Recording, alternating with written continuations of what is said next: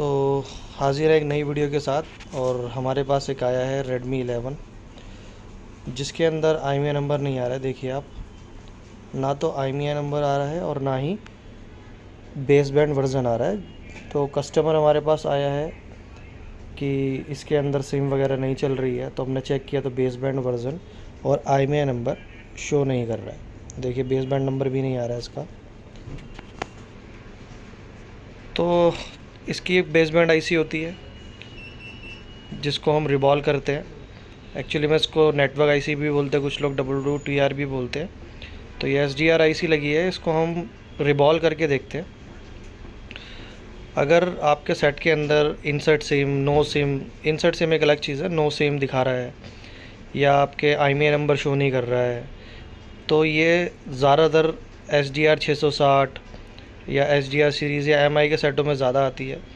तो इसके अंदर क्या होता है, जो WTR आईसी होती है तो रिबॉल या फिर चेंज करके देखना चाहिए। सॉफ्टवेयर से ये प्रॉब्लम सॉल्व नहीं होती है, हार्डवेयर की प्रॉब्लम होती है। तो निकाल दी हमने आईसी, अब सफाई कर रहे हैं हम इसकी।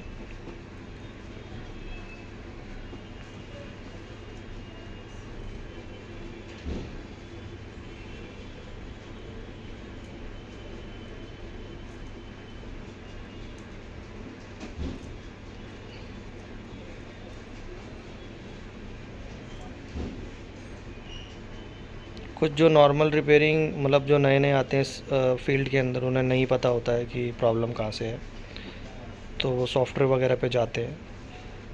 तो उनको ज़्यादा सफ़र ना करना पड़े इसलिए हम थोड़ा आपको बता देते हैं, गाइड कर देते हैं। अगर बेस बैंड नंबर और IMEI नंबर दोनों ही नहीं दिखाई देते या नो सिम आता है, IMEI नंबर नहीं आता है, तो आप WTR आईसी पे काम कर सकते हैं।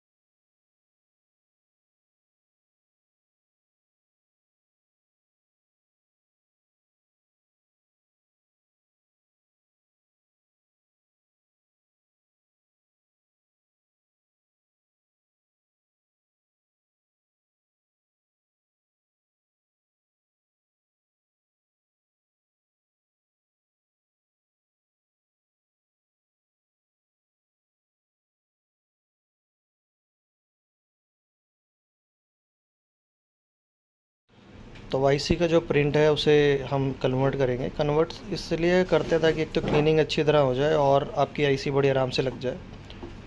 तो थोड़ा क्लीनिंग बड़ी प्रोफेशनल वे में भी हो जाएगी और प्लस आपके जो बॉले ड्राई हैं उनको वापस से सही कर लेंगे। जो भी ऑक्सीडाइजेशन है उसको दूर हो जाती है PPD का और फ्लक्स पेस्ट का मिक्सचर डाल के। आप सारी बोलों को टिन कर लीजिए ताकि आपकी जो आईसी है वो बड़ी आराम से लग जाए, क्योंकि कंपनी का शोल्डर थोड़ा हाई टेम्परेचर होता है और हम इसको थोड़ा नॉर्मल कर देते हैं ताकि आईसी नॉर्मल टेम्परेचर में रख जाए। क्योंकि काफ़ी आईसियाँ और भी लगी होती हैं, ज़्यादा हीट पे काम करने का मतलब है ज़्यादा बोर्ड पर हीट ना पड़े, तो इसलिए हम उसको कम टेम्परेचर पे काम करते हैं। हाँ, बोर्ड पर आप आईसी को क्लीन करते वक्त, आईसी के प्रिंट क्लीन करते वक्त टेम्परेचर रख सकते हैं 300 350 से लेकर 400 के बीच में, क्योंकि आपके प्रिंट जल्दी साफ़ हो जाएंगे।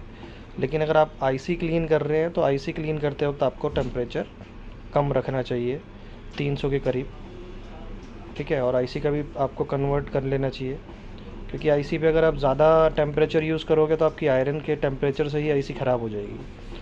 और बढ़िया टूल्स हों आपके पास तो और बढ़िया है, काम बड़ी आराम से होता है। तो हमारे बोर्ड के प्रिंट क्लीन हो चुके हैं, अब हम करेंगे आईसी को क्लीन। आईसी को क्लीन करने के लिए आपको बहुत आयरन का कम टेम्परेचर रखना चाहिए। पहले हम लो टेम्परेचर का शोल्डर इस पर लगा देते हैं और फिर हम आयरन को 300 डिग्री पे करेंगे। 300 पे करके इसको साफ़ करेंगे ताकि हमारी जो आईसी है वो आयरन के टेम्परेचर से ना ख़राब हो जाए। और हम ग्लू भी इसी से ही निकाल देंगे, एक्स्ट्रा हीट नहीं मारेंगे इस पर बार बार। और देखिए बिल्कुल साफ़ हो गई है ग्लो एक बार। अब इसको हम क्लीन कर लेंगे। हाँ, लेकिन ये भी बात ध्यान रखने वाली है कि हम कांच की जो आईसी होती है, कांच की आईसी पे कभी, जितनी भी ग्लास आईसी होती है, ग्लास आईसी को कभी भी डीसोल्डरिंग विक से साफ़ नहीं करना चाहिए, नहीं तो उसके प्रिंट जो हैं वो डैमेज हो जाते हैं सारे। ठीक है, जितनी भी हमारी चिप टाइप की आईसी उस पर कर सकते हो। आप कांच की आईसी को क्लीन करना चाहते हो तो वो आप जस्ट शोल्डर रख लो आप अपने आयरन पे, और आयरन के शोल्डर से ही उसको क्लीन कर लो। आयरन को ना घिसो उसके ऊपर, ना ही शोल्डरिंग विक को घिसो, अगर आप अपनी आईसी बचाना चाहते हैं। तो हमारी आईसी भी क्लीन हो गई है। अब हम रिबॉलिंग प्रोसेस चालू करेंगे इसका।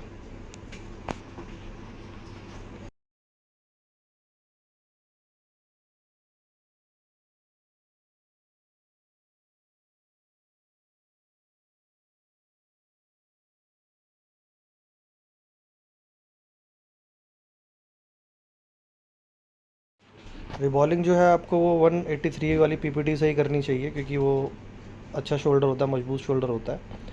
138 जो होता है वो थोड़ा कम टेम्परेचर का तो होता है, बट ज़्यादा मजबूत शोल्डर नहीं होता है। तो 183 से ही आपको रिबॉल करनी चाहिए आईसी को।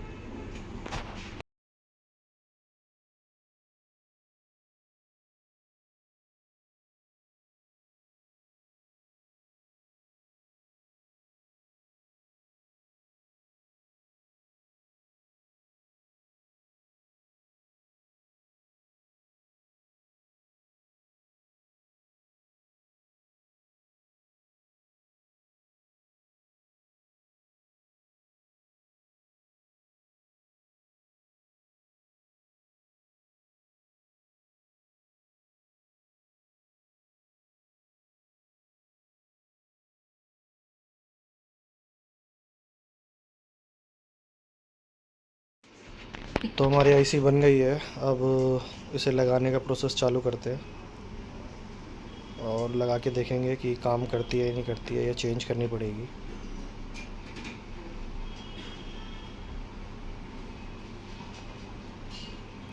तो रोज़िन का स्मोक करके हम इसको लगाएंगे ताकि ईज़िली ये हो जाए कन्वर्ट और आराम से लग जाए।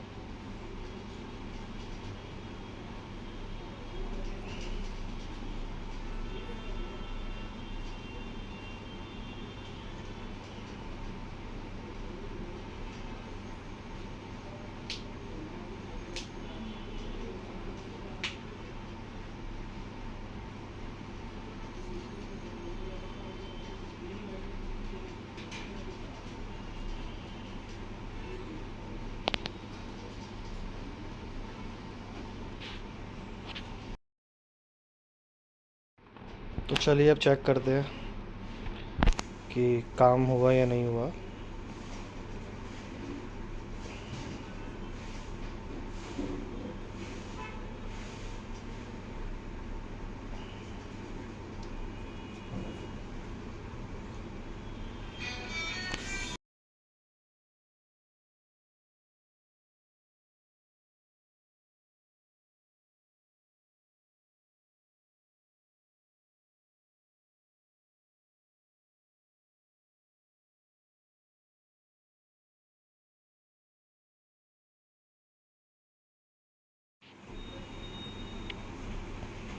तो डायल करते हैं कोड, स्टार है 06#। ये देखिए आई में नंबर आ गए हैं सारे। बेस बैंड नंबर भी चेक करते हैं। सेटिंग में जाते हैं, बेस बैंड, अबाउट फ़ोन और ऑल। ये देखिए बेस बैंड नंबर भी आ गया है, तो फ़ोन ओके हो चुका है।